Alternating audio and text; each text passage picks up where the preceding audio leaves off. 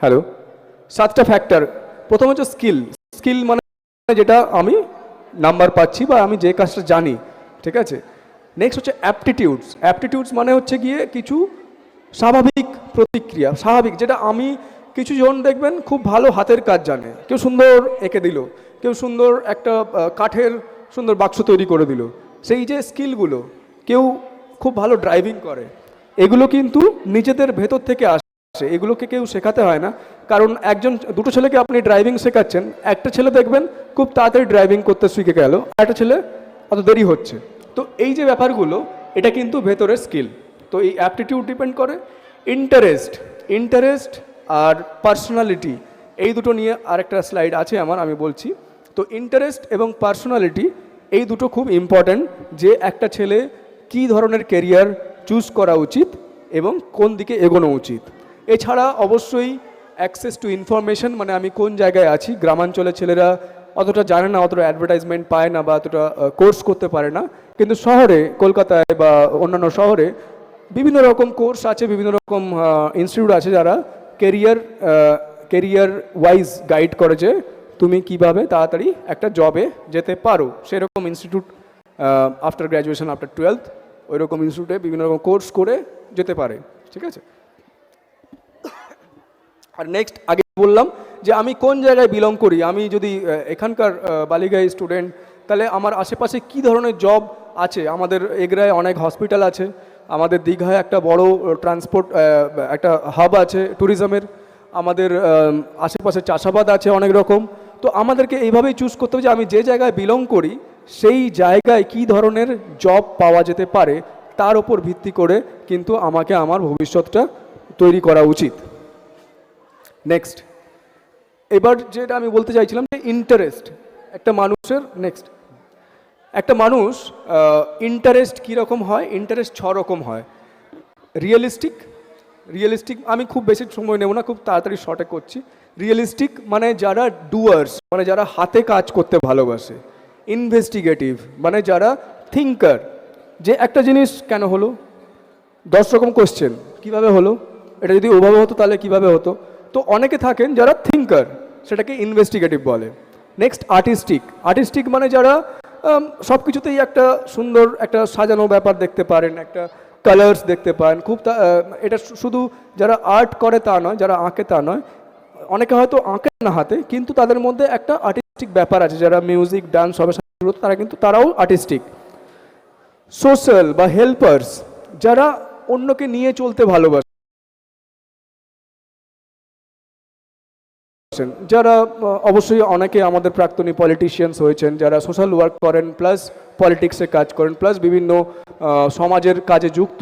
তো ওনাদের মধ্যে এই ইন্টারেস্টটা আছে যে আমরা সোশ্যাল ওয়ার্ক করব। তাদের জন্য হয়তো অনেক কিছু লস করতে হচ্ছে, হয়তো সারাদিন চলে যাচ্ছে, খুব একটা ইনকাম হচ্ছে না, কিন্তু তাদের ইন্টারেস্ট, তাদের ভালোবাসা, সেটা করে ওনারা হাঁপিয়ে যান না। আমরা যদি সারাদিন মাঠে ঘুরি বা লোকজনের সাথে কথা বলি, 10টা লোকের সাথে কথা বললে হয়তো অনেকে হাঁপিয়ে যাবেন, কিন্তু যারা পলিটিশিয়ানস হয়, যারা এরকমভাবে কথা বলেন, তারা কিন্তু সারাদিন সকাল থেকে রাত অবধি অনেকের সাথে কথা বলেন। তো দ্যাট ইজ সোশ্যাল, তার ইন্টারেস্ট তাই।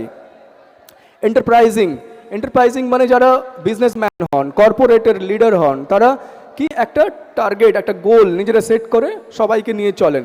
তো that is enterprising.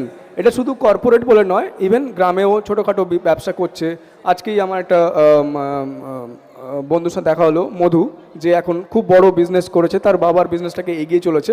So that is enterprising, মানে একটা ছোট বিজনেসকে কীভাবে বড় করছে, তার যে একটা গোল আছে, একটা ফোকাস আছে, সেই ফোকাসটাকে কীভাবে আস্তে আস্তে করে ওটাকে বৃদ্ধি করছে। তো এভাবে অনেক বিজনেসম্যান এখানে আমাদের আছে, বিজনেসম্যান আমার সহপাঠী এবং আমার জুনিয়রও আছে, তারা নিজেদের জায়গায় সাইন করছে। তো এটা এন্টারপ্রাইজিং। তার যদি ইন্টারেস্ট ওইদিকে না থাকে তাহলে কিন্তু কেউ ওইভাবে এগোতে পারে না।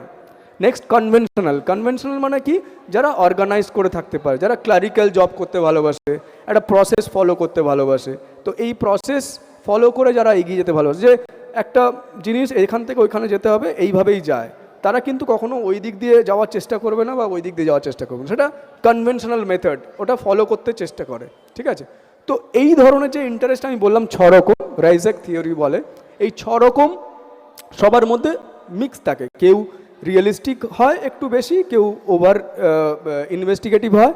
তো এরকম 2-3 রকম মিক্স করে একটা মানুষ তৈরি হয়।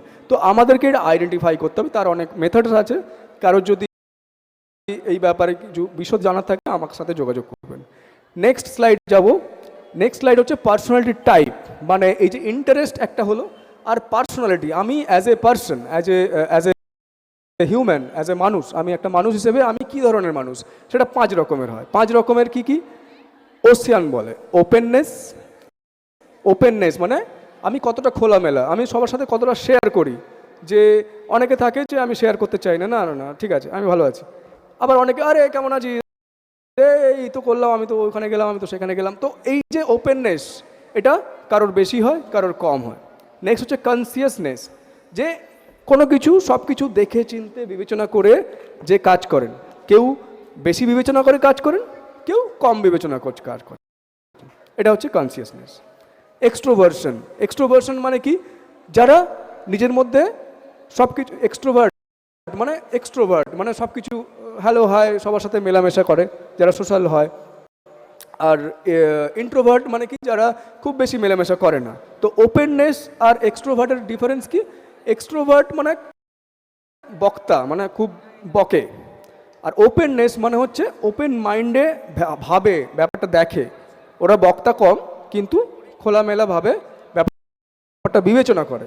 ঠিক আছে? ওপেননেস আর এক্সট্রোভার্টের মধ্যে এই ডিফারেন্স। এগ্রিয়েবলনেস। এগ্রিয়েবলনেস মানে কি? যারা খুব সহজে রাজি হয়ে যায়। যে একটা দেখুন, একটা ধরুন 10 জন মিলে বসেছেন, একটা প্রপোজাল এলো, একটা কোনো প্রস্তাব এসছে, দেখবেন 2-1 জন আছে যারা হ্যাঁ ঠিক আছে, যে এই যে এগ্রিয়েবলনেস, হ্যাঁ হ্যাঁ আমি রাজি, সবেতেই রাজি। 2-1 জন আছে তারা বলবে না এইভাবে ঠিক হচ্ছে না, ওইভাবে কর। ঠিক আছে? তো এই যে কেউ বেশি খুব তাড়াতাড়ি রাজি হয়, কেউ কম তাড়াতাড়ি রাজি হয়।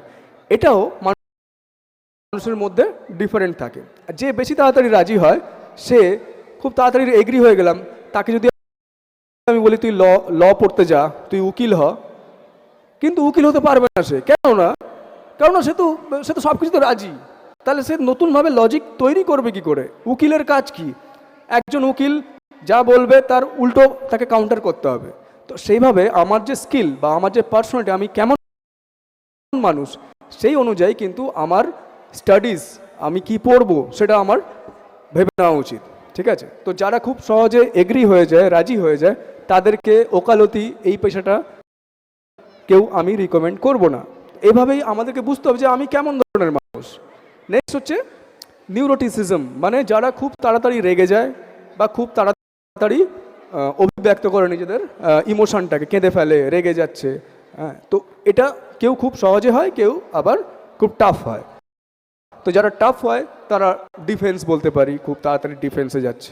আবার যারা অ্যাক্টর, তারা কিন্তু একটু ইমোশনালি যদি কানেক্ট করতে না পারে টপিক ক্যারেক্টারের সাথে, তারা কিন্তু অ্যাক্টিংটা ভালো করতে পারবে না। তাহলে ওদের নিউরোটিসিজমটা হাই থাকতে হবে, খুব তাড়াতাড়ি ইমোশনাল হতে হবে। আর যারা টাফ, রাফ অ্যান্ড টাফ, ডিফেন্সে যাবে, ডক্টর হবে, তারা কিন্তু এই যারা নিউরোটিসিজমে খুব কম, তারাই কিন্তু এভাবে যাওয়া উচিত। ওকে, শেষ স্লাইড হয়ে গেছে, নেক্সট করে দাও। তো আমি যেটা সামারি করতে চাইলাম, সামারিটা হলো এই যে আমি কেরিয়ার অনেক অপশন আছে। এটা আপনি বলবেন না যে চাকরি নেই, চাকরি আছে। অনেক জায়গায়, অনেক কোম্পানিতেই ভালো ভালো লোক পাওয়া যাচ্ছে না, কাউকে না কাউকে ধরে আনছে। আমি যদি আজকে একটা কোম্পানি তৈরি করি বালিগাইতে, দোমাদিতে, বা অন্য কেউ তৈরি করেন, দেখবেন প্রত্যেকটা যারা ব্যবসা করে খাচ্ছে